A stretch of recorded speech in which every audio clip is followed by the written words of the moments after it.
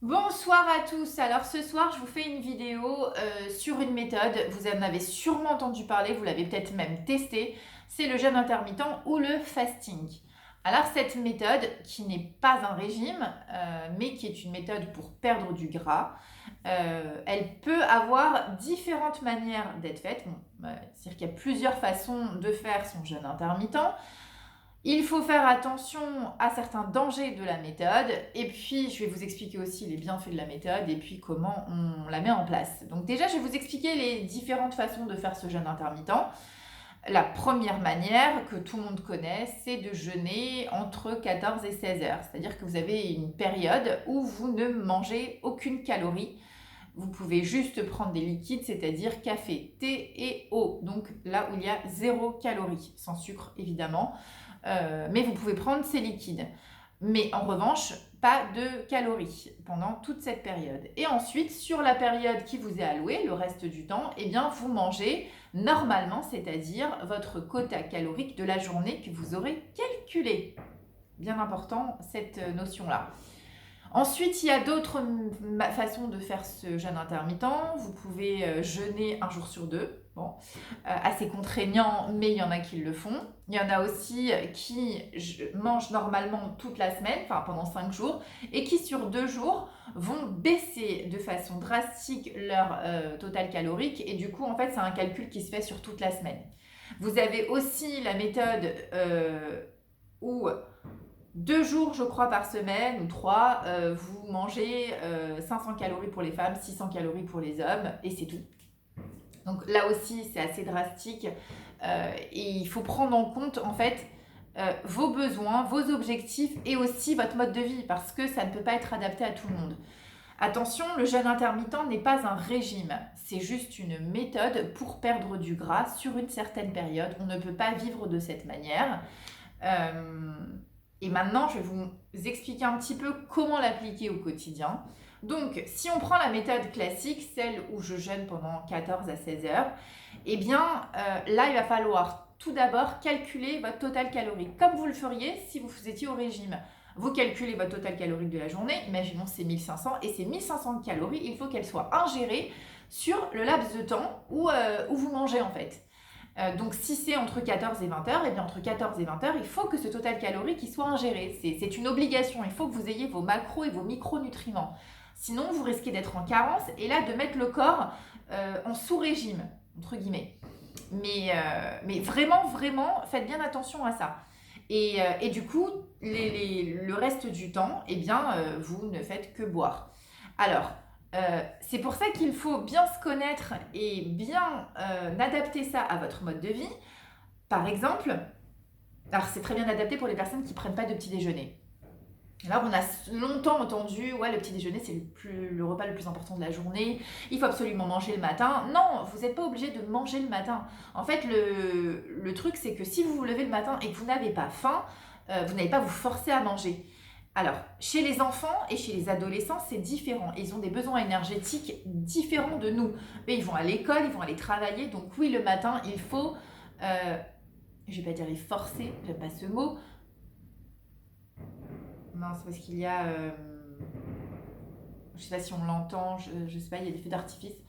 Très bizarre, nous ne sommes pas le 14 juillet. Bref, ça m'a perturbée. Donc, les enfants, bah, c'est pas qu'il faut les forcer, mais il faut que le matin ils prennent une dose d'énergie pour pouvoir être concentrés à l'école et voilà. Donc, donc eux peuvent, mais ensuite, si on a une activité qui est différente, et attention, pas pour les sportifs, je fais un petit aparté. Si vous avez l'habitude de vous entraîner le matin, effectivement, c'est un peu compliqué de partir à jeun comme ça. C'est plutôt fait pour les personnes qui s'entraînent dans l'après-midi ou le soir. Encore une fois, je vous ai dit, c'est en fonction du mode de vie de chacun. Et pour l'avoir testé, ça ne me correspondait pas. Et parce que moi, je vais m'entraîner le matin.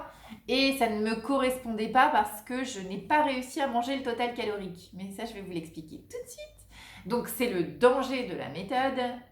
Le danger de la méthode, c'est que justement, vous n'arrivez pas à manger ces 1400 calories par jour ou ces 1500 qui vous sont allouées à vous.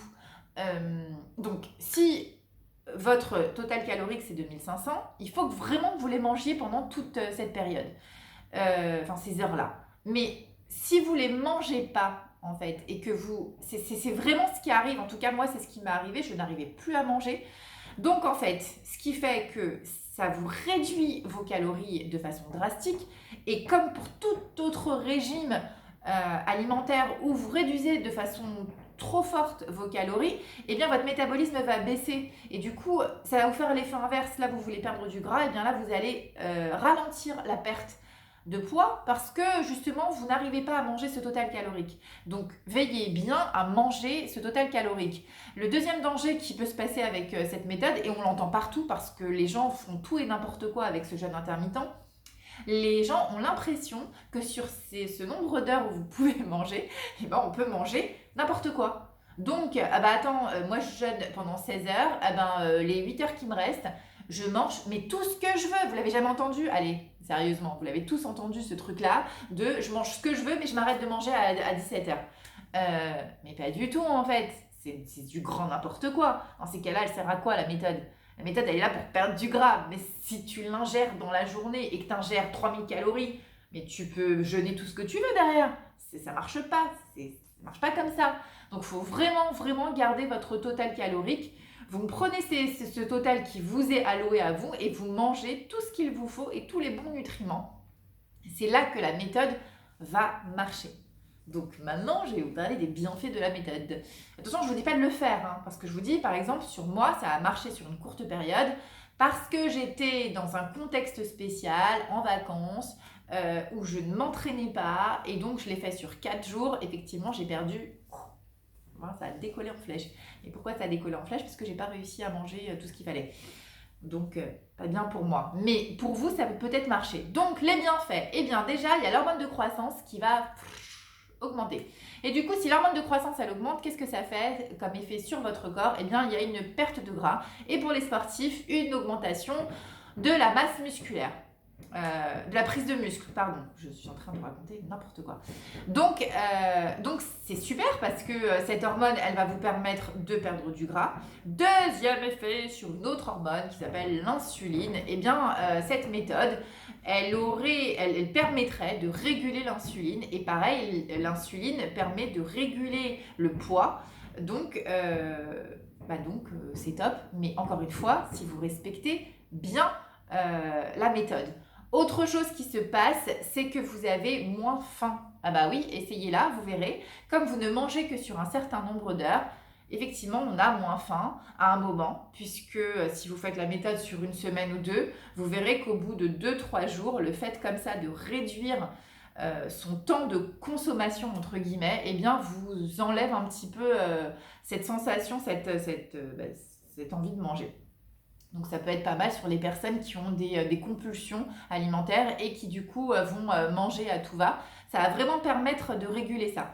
Après, il y a des recherches qui ont établi que ça avait un super effet sur la régénération des cellules, sur la concentration. Donc ça peut être pas mal, ça peut être une méthode qui peut être pas mal. Attention cependant à bien surveiller donc vos calories et à surveiller aussi que vous ne manquez de rien pendant cette période. Voilà. Sur les sportifs, donc je voulais juste dire que pareil, la méthode doit s'adapter en fonction de vos entraînements. Comme je l'ai dit un petit peu plus haut Plus haut, ça se dit? Ouais. Dans la vidéo, Dans la vidéo, si vous vous entraînez le matin, c'est compliqué d'aller à jeun à la salle. Enfin, personnellement, je ne peux pas. Il faut vraiment que vous ayez une réserve que vous ayez mangé un petit truc avant pour justement construire le petit muscle. Donc, soit vous adaptez vos entraînements à la méthode, soit vous la changez. En fait, c'est vous qui voyez, tant que vous avez vos 14 à 16 heures de jeûne, c'est vous qui gérez un petit peu ça. Voilà, j'espère que je vous ai éclairé sur la méthode, que vous avez un peu plus compris comment elle marchait.